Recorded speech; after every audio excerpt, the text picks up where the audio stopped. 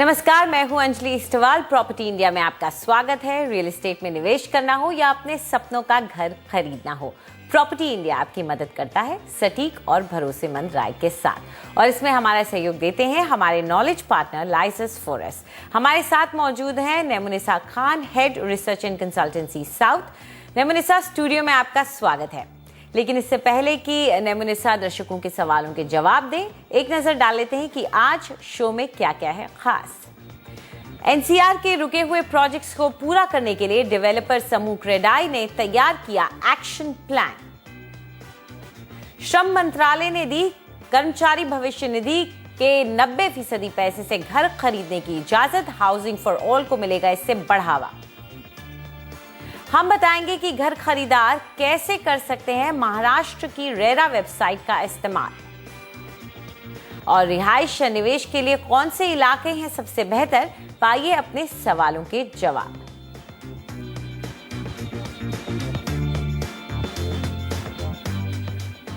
हाल में श्रम मंत्रालय ने यह ऐलान किया कि सरकार के मिशन हाउसिंग फॉर ऑल को समर्थन देने के लिए वो एम्प्लॉइज प्रोविडेंट फंड खाता धारक को अपने जमा पैसे का 90% हिस्सा निकालने की इजाजत देगा। इस ऐलान के साथ ही श्रम मंत्रालय ने ईपीएफ के पैसे से घर खरीदने को लेकर लगी कई बंदिशों को दूर कर दिया है। इंद्रेश गुप्ता परेशान हैं। 2009 में उन्होंने अपना मकान बुक कराया था, इस उम्मीद और वादे के साथ कि उनकी चाबी उन्हें 2013 तक मिल जाएगी। आज 2017 में भी उनका इंतजार खत्म नहीं हुआ है। इस इंतजार ने उन्हें काफी समझदार बना दिया है, इतना समझदार कि कर्मचारी भविष्य निधि यानी एम्प्लॉइज प्रोविडेंट फंड ऑर्गेनाइजेशन का हाल ही में हुआ ऐलान भी उनके चेहरे पर मुस्कान नहीं ला पाया। दरअसल उनके मुताबिक ईपीएफओ मकान खरीदने में भले ही मदद कर सके, लेकिन वो खरीदार को डिलीवरी में होने वाली देरी और दूसरे झमेलों से बचाने में क्षमता नहीं रखता। जो लोग रेंट पे रह रहे हैं आज की डेट में, उनके लिए ये स्कीम थोड़ी सी ठीक हो सकती है कि वो रेंट उनका ऑलरेडी जा ही रहा है, अगर वो 90% पेमेंट देके अपना मकान ले सकते हैं। अब ईपीएफ की जो स्कीम है, इसमें जो पेंशन फंड है उसका 90% अगर आप यूज़ कर लेते हैं तो उसमें देखिए कि अगर एक 60 साल का आदमी या 55 साल का आदमी अगर उसमें इन्वेस्ट करता है, उसका घर ऐसा ही जैसे हम फंसे हैं वैसे वो फंस जाता है, उसके आगे तो कुछ भी नहीं रहा।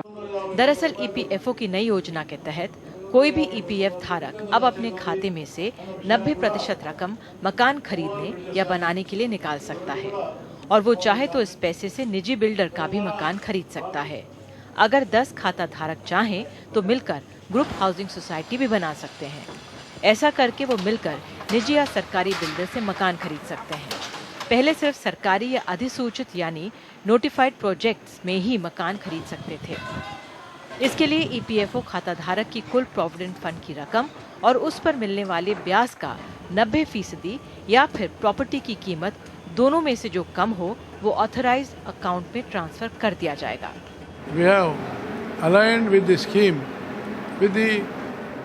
हमने ये स्कीम अर्बन डेवलपमेंट मिनिस्ट्री की तर्ज पर निकाली है। इससे प्रधानमंत्री आवास योजना के तहत आने वाले लोग भी इस स्कीम का इस्तेमाल कर सकेंगे। Giving subsidy of weaker sections 1.5 lakh rupees. Those who come under this category, they can also avail this amount. ये योजना भले ही खरीदार को उसका सपनों का घर खरीदने में मदद करती हो, लेकिन ये खरीदने वाले की ही समझदारी पर निर्भर है कि वो अपना ये पैसा सही जगह लगाए ताकि उसे अपना घर वक्त पर मिल सके। नई दिल्ली से पुनीत ओझा, एनडीटीवी के लिए। और चलिए, अब वक्त आ गया है आपके भेजे हुए सवालों के जवाब देने का। और हमारे पहले कॉलर हमारे साथ फोन लाइन पर जुड़ गए हैं। अक्षय इस वक्त हमारे साथ हैं। अक्षय, पूछिए अपना सवाल। Hi, good evening. मैं अक्षय बात कर रहा हूँ from Mumbai. Actually I am looking for 2 BHK in Hinjewadi, Pune. तो मेरा बजट है अराउंड 65 lakhs, और मेरा मेन मोटिव है is appreciation over at least 10 to 15 years and steady rental growth. So मैं इन्वेस्टमेंट के तौर पे देख रहा हूँ मैं। जी, आपने कुछ प्रोजेक्ट्स देखे भी हैं? यस, जैसे परांच पे ब्लू रिज हो गया, जैसे Sarathi sovereign, and there is Ian Homes. So इसमें से कुछ मैं सिलेक्ट कर सकता हूँ, या इसके अलावा आप कुछ अच्छा सजेस्ट करेंगे? जी बिल्कुल। 570 lakhs. Yeah. जी, तो 4 प्रोजेक्ट्स की लिस्ट इन्होंने हमें भेजी है अपनी ईमेल में। नेमुन, सबसे पहले तो आप यही डिसाइड कीजिए कि इनको रेंटल रिटर्न भी चाहिए और चाहते हैं कि इनका पैसा जो इन्वेस्ट करते हैं वो भी बढ़े, तो इस हिसाब से क्या इनके लिए सही रहेगा? जी बिल्कुल। अंजलि, जो इन्होंने इलाका चूज किया है मेरे हिसाब से रेंटल इनकम के हिसाब से तो ये एक बेहतरीन इलाका है।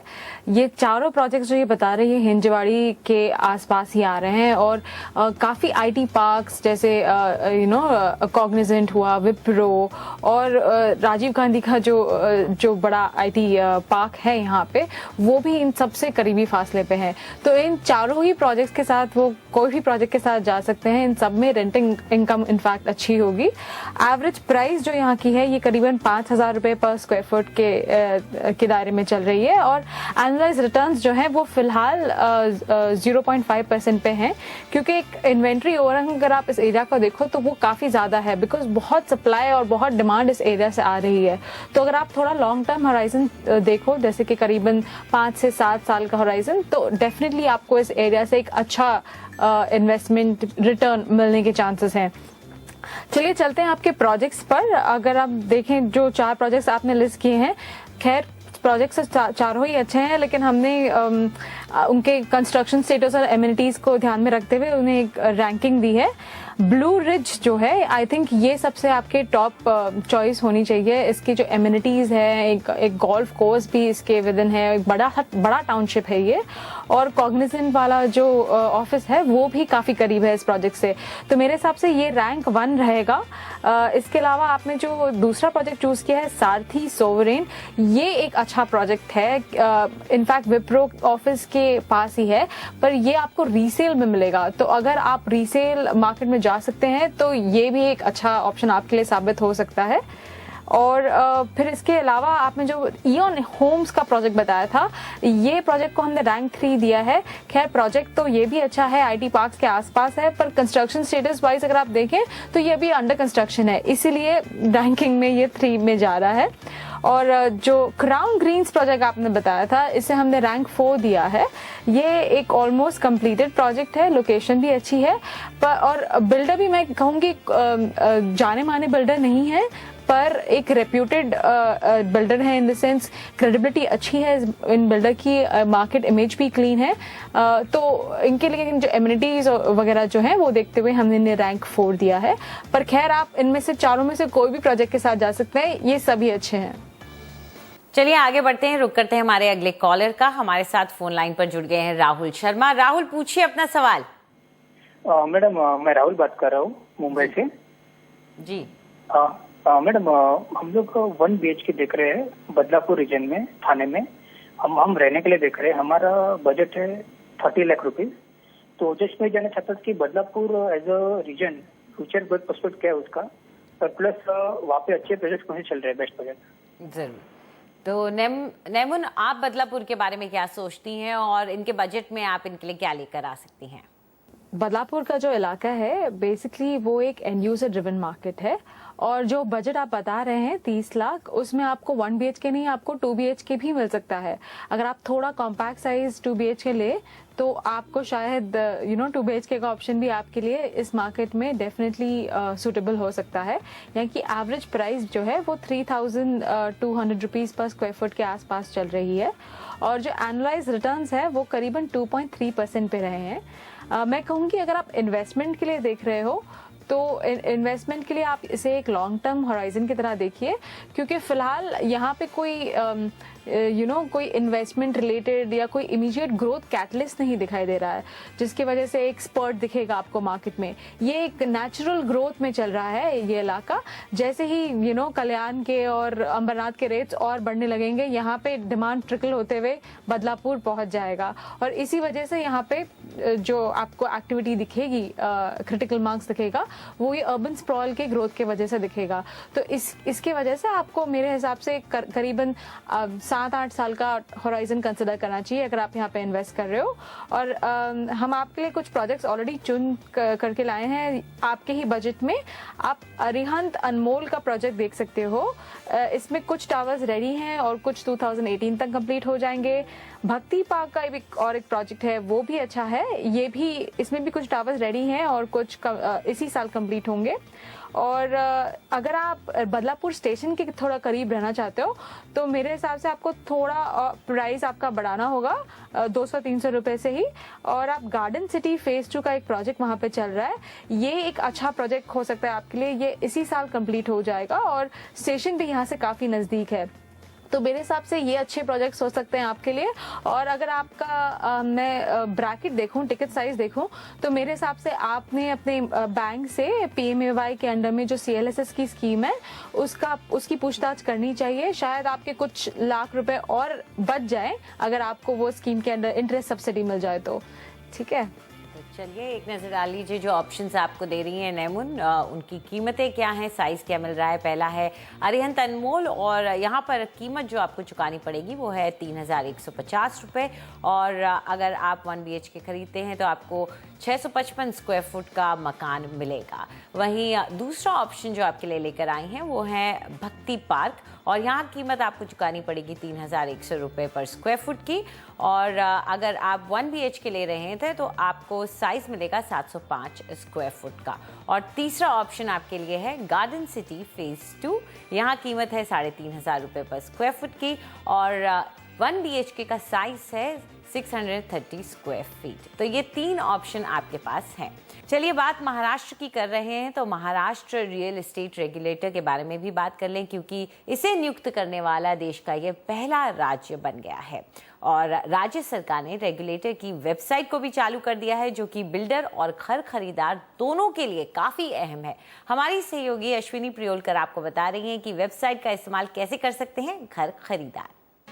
महाराष्ट्र में रियल इस्टेट नियामक कानून लागू हो चुके हैं और इसका सबसे महत्वपूर्ण हिस्सा है महारेरा की वेबसाइट।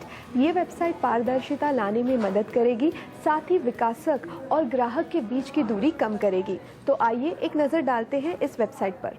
maharera.mahaonline.gov.in पर जाइए, ये वेबसाइट खुल जाएगी। सभी एक्ट्स और रूल्स को जानने के लिए डाउनलोड टैब पर क्लिक कीजिए। आप यहाँ पर एक्ट्स और रूल्स पढ़ भी सकते हैं और उन्हें डाउनलोड भी कर सकते हैं। FAQ पेज पर जाना ना भूलिएगा। इस पेज पे आपको महारेरा के बारे में सारी जानकारी दी गई है। इस पेज के द्वारा ग्राहक, विकासक और रियल एस्टेट एजेंट के सवालों का जवाब देने की कोशिश की है। FAQ पेज को हर रोज अपडेट किया जाता है। अब हम ऑनलाइन एप्लीकेशन टैब की ओर नजर डालते हैं। हर एक विकासक, रियल एस्टेट एजेंट और नागरिक को इस वेबसाइट पर अपना अकाउंट बनाना पड़ेगा। अगर आपने अपना अकाउंट यहाँ अभी तक नहीं बनाया है तो आपको यहाँ पे रजिस्टर करना पड़ेगा। रजिस्टर करने की प्रक्रिया काफी आसान है। वेबसाइट पर रजिस्टर करने के बाद आपको अपना प्रोफाइल अपडेट करना पड़ेगा। अपडेट करते समय आपको अपनी कुछ जानकारी देनी होगी। अगर आप मुंबई के निवासी हैं तो डिस्ट्रिक्ट डिवीजन टैब में कोंकण रीजन को चुनिए। जब एक विकासक अपना प्रोजेक्ट रजिस्टर करेगा तो उसे एक यूनिक आइडेंटिटी नंबर दिया जाएगा। विकासक ने इस वेबसाइट पे जो भी जानकारी अपडेट की है वो ग्राहक को देखने मिलेगी। विकासक और रियल एस्टेट एजेंट्स को 3 महीने का समय दिया है इस वेबसाइट पर रजिस्टर करने का। इस वेबसाइट के अलावा महारेरा का एक एक्टिव ट्विटर अकाउंट भी है जिसका हैंडल है MahaRERA. Government zero footfall policy के तहत ग्राहकों को ऑनलाइन कंप्लेंट्स रजिस्टर करने का प्रोत्साहन दे रही है और जल्दी इस वेबसाइट पर ऑनलाइन कंप्लेंट्स रजिस्टर करने का फीचर आ जाएगा। अगर आप महाराष्ट्र में घर खरीदना चाहते हैं तो नियमित तौर पर महारेरा की वेबसाइट पर जरूर जाइए। मुंबई से कैमरा पर्सन नीलेश तिवारीगा और राज के साथ Ashwini Priolkar, NDTV। Property India में वक्त है एक छोटे से ब्रेक का। ब्रेक के बाद 80 लाख रुपए में बेंगलुरु में बेहतरीन प्रोजेक्ट्स।